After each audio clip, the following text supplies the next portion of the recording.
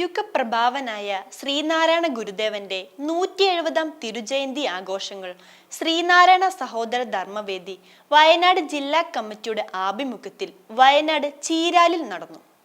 വയനാട് ദുരന്തത്തിൽ സഹോദരങ്ങളെ നഷ്ടപ്പെട്ട സാഹചര്യത്തിൽ ആഘോഷങ്ങളെല്ലാം ഒഴിവാക്കിക്കൊണ്ട് ചടങ്ങുകൾ മാത്രമായിട്ടാണ് ഇത്തവണ തിരുജയന്തി ആഘോഷങ്ങൾ നടത്തിയത്. വയനാട് ജില്ലാ കമ്മിറ്റി അംഗവും സംസ്ഥാന കമ്മിറ്റി അംഗവുമായ കെ സുന്ദരൻ കൊയ്പ്പത്തൊടി ഭദ്രദീപം തെളിച്ച് ചടങ്ങുകൾ ഉദ്ഘാടനം ചെയ്തു.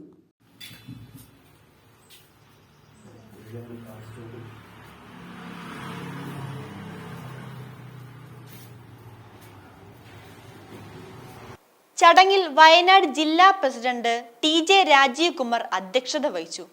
മനുഷ്യൻ അശുദ്ധനായിരുന്ന ഒരു കെട്ട കാലത്തിൽ നിന്നും സർവരും സോദരയത്ന വാഴുന്ന ഒരു നവോത്ഥാന പുലരിയിലേക്ക് ആയുസ്സും വപസ്സും ആത്മതപസ്സും ബലി ചെയ്ത ശ്രീനാരായണ ഗുരുദേവൻ ആധുനിക കേരളത്തിന് നൽകിയ ഉദാത്തമായ മനുഷ്യ സ്നേഹത്തിന്റെ മഹാസാഗരമാണ് എന്ന് ടി.ജെ. രാജീവ് കുമാർ പറഞ്ഞു.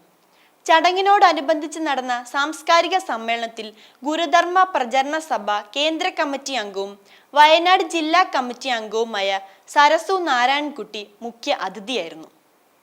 ശ്രീനാരായണ ഗുരുദേവന്റെ ദർശനങ്ങളെയും സങ്കല്പങ്ങളെയും അടിസ്ഥാനപ്പെടുത്തി വിശദമായ ഒരു പഠന ക്ലാസ്സാണ് സരസു നാരായൺകുട്ടി ചടങ്ങിൽ അവതരിപ്പിച്ചത്. സഹോദര ധർമ്മവേദി വനിതാ സംഘം വയനാട് ജില്ലാ പ്രസിഡന്റ് ജലജ ദാസ് മുഖ്യ പ്രഭാഷണം നടത്തി. ശ്രീനാരായണ ഗുരുദേവന്റെ വീക്ഷണത്തെക്കുറിച്ചും മനുഷ്യ സ്നേഹത്തെക്കുറിച്ചും ജലജ ദാസ് പറഞ്ഞു.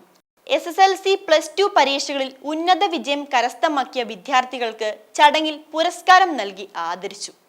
ശ്രീനാരായണ സഹോദര ധർമ്മവേദി സംസ്ഥാന കമ്മിറ്റി അംഗങ്ങളായ കരുണാകരൻ കാളിയാർ തോട്ടത്തിൽ, കോണിക്കൽ വേലായുധൻ, ദിവാകരൻ, രവീന്ദ്രൻ നെല്ലിയാണിക്കുന്നേൽ, ശ്രീധരൻ ശ്രീഗീതം തുടങ്ങിയവർ പങ്കെടുത്തു.